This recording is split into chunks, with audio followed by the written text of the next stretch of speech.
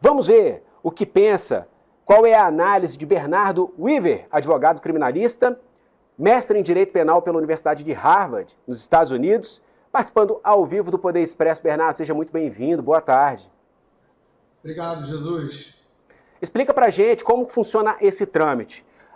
Vamos começar então pelo inquérito. Por quê? Qual é a grande dúvida aqui? A gente tem uma ação penal, a 2668, já em curso, e a gente teve esse inquérito em específico, que foi aberto para apurar a suposta tentativa de obstrução. Vamos imaginar que esse inquérito vira uma denúncia da PGR e essa denúncia é aceita e aí novamente se tornam réus. É esse o trâmite ou esse é um inquérito que entra como um elemento adicional da ação penal que já está em curso? Pode ser, por exemplo, que o resultado dessa ação penal seja um e o resultado da suposta tentativa de obstrução da justiça seja outro, duas ações penais sobre casos que em determinado momento se conectam? Jesus, a gente tem que olhar aqui para os fatos e o dado de que os fatos podem supostamente ser usados de duas maneiras, né? É como o fato que está sendo apurado no novo inquérito está sendo usado como meio de prova para indicar que teria havido descumprimento das medidas cautelares impostas no contexto da outra ação, o que não impede, supostamente, desse inquérito progredir e virar uma ação penal por si só. A prévia, preliminar do que disseram os advogados, né, a linha adotada pelos advogados perante o Supremo Tribunal Federal deve ser essa. Eles vão sustentar a tese ali de que não houve descumprimento das medidas cautelares e de que não havia risco de fuga. Jesus, é difícil para mim entender tantos pedidos de explicação e tantas explicações. Eu acho que eu não consigo entender muito bem o que precisa ser explicado. Se o ministro entende que houve o descumprimento, ele tem o poder para... Esse pedido de esclarecimento ele é absolutamente desnecessário. Ele tem o poder de converter a situação atual do Bolsonaro em uma prisão não só domiciliar, como em estabelecimento prisional. Agora, me parece que é um processo que se... Eu tenho dificuldade de entender, Jesus. Ou bem ele descumpriu e o ministro não precisa de nenhuma explicação da parte dos advogados, ou bem ele não descumpriu. Não há uma controvérsia, a não ser que vá se dizer que aquelas conversas não eram do Bolsonaro. Agora, se ele descumpriu as medidas ou se ele não descumpriu, se as medidas são legais ou não, se as medidas são adequadas ou não, acho que isso é uma conversa que a gente provavelmente deveria ter, né? Bom, então a gente precisa entrar aqui na atmosfera que envolve esse caso, Bernardo. Por quê? A gente sabe que há ali o trâmite usual em uma questão penal, em uma ação penal, mesmo que seja no Supremo Tribunal Federal. Mas a gente está falando de uma ação, de um caso que tem como réu o ex-presidente da República. Um ex-presidente da República que continua movimentando massas, que é um grande protagonista de movimentos de rua, favoráveis ao presidente, ainda é a grande voz da direita, então seria uma postura de cautela do ministro Alexandre de Moraes, como quem pensa assim, partindo da bola que você levantou para a gente chutar. Se já há elementos, mas ainda assim, para não haver tantas críticas, tanto burburinho, um terremoto, um tsunami, o ministro Alexandre de Moraes segue todos aqueles protocolos, abre 48 horas de prazo de defesa, abre vista à PGR. Então seria isso que estaria fugindo do padrão do que a gente costuma ver em ações penais? Jesus, esse processo, assim como boa parte dos processos criminais que a gente tem visto no Brasil nos últimos anos, ele é de cabo a rabo atípico, e não só porque é o processo relativo ao presidente Bolsonaro, né? O processo do 8 de janeiro é um processo muito atípico. Então, se é um desejo do ministro Alexandre de Moraes de estar bem essa prisão, é difícil fazer uma leitura do que o ministro deseja, né? Agora, o que a gente pode trazer como parâmetro de comparação, como você bem colocou, é o caso de outros presidentes, né? O caso do presidente Lula, que se socorreu de todo tipo de autoridade estrangeira quanto ele pôde. Ele se socorreu da OEA, ele se socorreu da ONU, ele foi ao Congresso americano, ele foi ao Congresso alemão, ele foi ao Congresso da União Europeia. Quando eu digo ele foi, o PT foi. Os seus correligionários se socorreram de diversas entidades para tentar, de alguma maneira, influenciar o processo que ele sofria, dizendo que o processo, assim como diz o Bolsonaro, era um processo ilegal. Então, eu tenho um pouco de dificuldade de entender que seja adequado impor tantas restrições ao presidente Bolsonaro. Até porque, provavelmente, de acordo com o que se observa, ele vai ser preso em um mês. Então, qual é Bom, se ele vai fugir para a Argentina, então tem que prender. Você não pode pedir esclarecimentos para quem pretende fugir, porque o sujeito foge, não é isso? Ou então, tudo, Jesus. É muito difícil para mim como advogado, e eu dediquei minha vida a isso, é muito difícil entender o processo penal brasileiro dos últimos 10 anos. O que você acha de tão extraordinário nessas ações penais? Você já falou do 8 de janeiro, por exemplo. O que tem assim de tão extraordinário que te chama tanta atenção assim nessas ações penais em curso no Supremo Tribunal Federal? Jesus, eu por sorte, tive a tristeza e a felicidade de ser o primeiro advogado que chegou à Polícia Federal quando os 1.400 presos foram presos no dia 9 de janeiro, e eu presenciei diversas coisas que eram muito atípicas. Por exemplo, eu ouvi de uma delegada de Polícia Federal que as pessoas estavam sendo presas por conta de um mandado de prisão em flagrante, que é uma figura absolutamente inexistente no processo penal brasileiro. Tive a oportunidade também de defender um militar envolvido na situação do 8 de janeiro e ficar quase um mês sem ter acesso a inquéritos. Por outro lado, com relação ao processo do presidente Bolsonaro, questiona-se muito se o processo sequer pertence à competência do Supremo Tribunal Federal. E talvez mais além disso tudo, né, questiona-se também muito frequentemente se a Polícia Federal que executa essas investigações todas, ela é uma unidade específica dentro da Polícia Federal, é a Delegacia de Inteligência Policial, se não me engano agora, que se tornou praticamente uma extensão do gabinete do ministro Alexandre de Moraes. Então, Jesus, é difícil resumir qual seria a lista de atipicidades, de estranhezas que eu, como advogado criminalista, tenho vivido presenciado nos últimos 10 anos. Me parece, Jesus, que nós estamos numa espécie de guerra política, né? uma briga de facções de poder que se trava perante os tribunais, seja tanto nos processos do presidente Lula ou nos processos hoje contra o presidente Jair Bolsonaro. Essa é a minha visão. Você me falou que foi um dos primeiros advogados a chegarem lá quando houve aquela prisão em massa. Qual foi o contexto em que você esteve por lá? Você chegou a exercer exercer efetivamente a defesa? Você foi buscar mais informações, entender de perto ali? Porque realmente foi um fenômeno que eu acho que interessaria a qualquer advogado, qualquer estudante do direito, até do ponto de vista doutrinário, né, de entender o que estava acontecendo ali, que realmente foi um capítulo da história ali, né? Jesus, foi uma situação absolutamente histórica, né? Eu moro no Rio de Janeiro e no dia 8, quando houve o início da movimentação, estava no Rio de Janeiro, um colega de Brasília, que não é criminalista, me ligou e eu fui a Brasília. Chegando lá, para tentar localizar os clientes que a gente estava procurando, fui à Polícia Federal e a delegada, não, mentira, fui à Polícia Civil e lá me disseram que, eu perguntei onde está o meu cliente, ele falou, mas seu cliente foi preso ontem ou ele está entre os 1.400 que estão sendo presos agora? Eu falei, oi?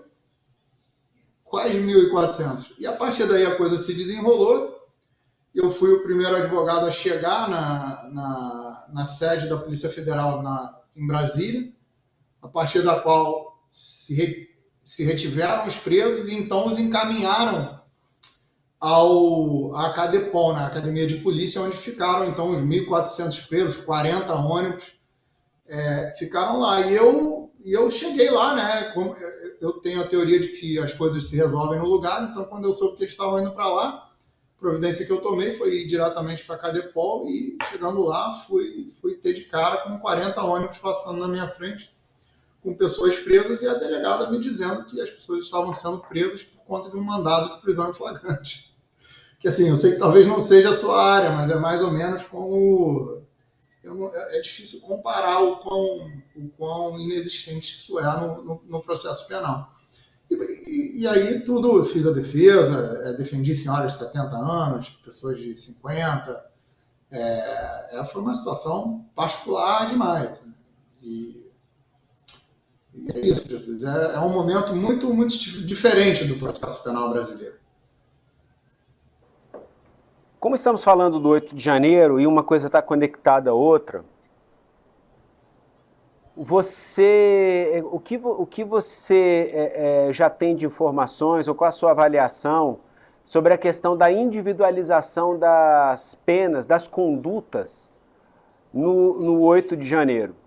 Porque a gente tem, quando a gente fala de 1.400, centenas de pessoas, a gente começa a perceber uma repetição de padrão. Se a gente fala 1.400 pessoas, vamos lá, vou formular o raciocínio aqui. Se a gente fala de 1.400 pessoas, não tem como ser 17 anos, não tem como ser, cada uma vai receber uma pena diferente. Acaba entrando num padrão, porque a gente não tem tanto número assim. A gente trabalha ali numa pena de 12 a 20 anos, então vai ter ali 200 com 14 anos, 300 com 15 anos. Como é que você enxerga a individualização da conduta e a aplicação da pena? Porque isso acaba resultando, inevitavelmente, em aplicação de uma mesma pena para pessoas diferentes que tiveram responsabilidades diferentes. Vou colocar aqui uma pessoa que foi lá, ateou fogo e fez as suas necessidades fisiológicas na bandeira nacional, e a outra que estava lá passando na frente.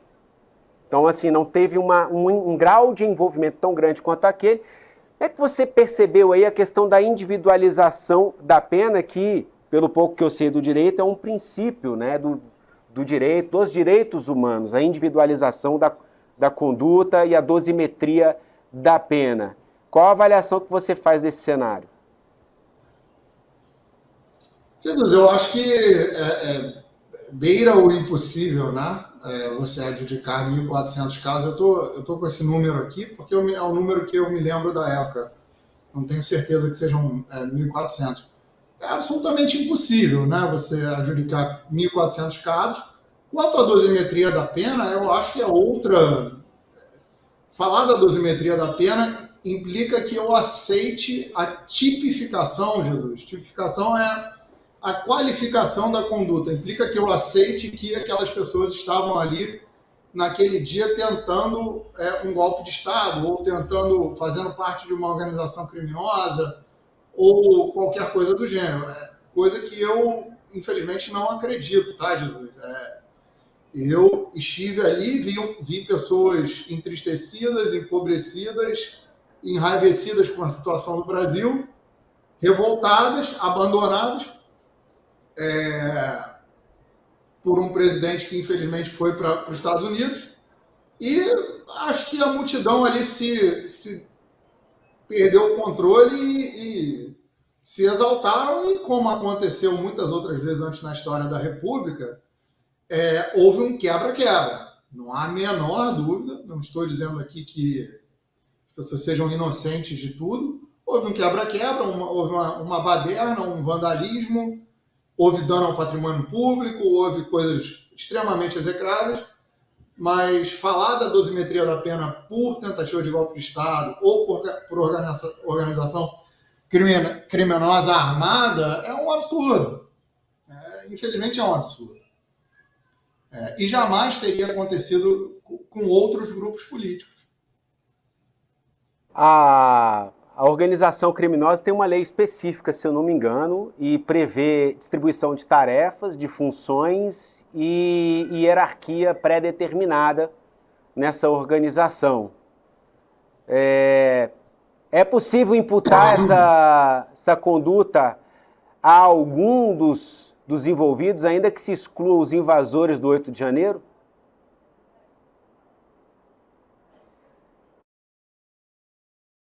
Do processo, né, digamos, da massa, né, dos apreendidos em massas, ela pivotou para o processo que está hoje em curso do presidente, dos generais, etc, etc, né?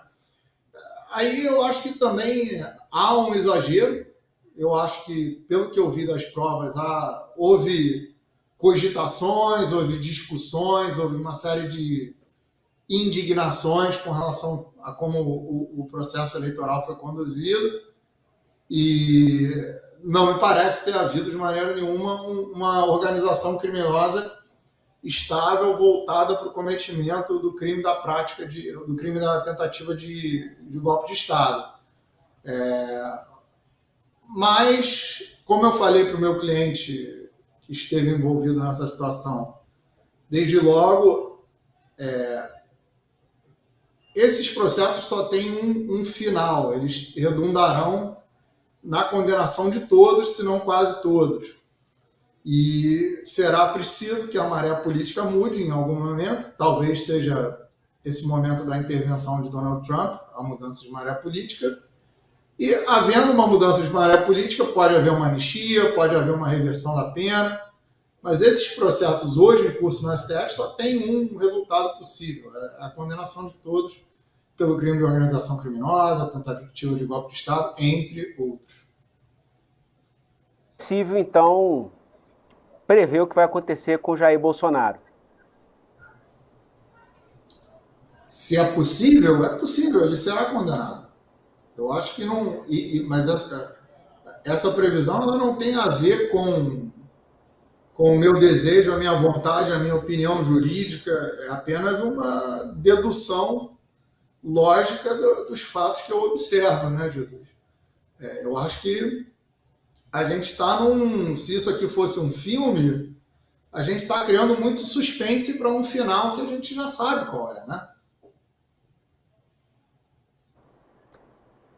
E a anistia, ou o projeto de lei da anistia? Como estudioso da doutrina, das leis, o que você acha? Pode haver alguma reversão?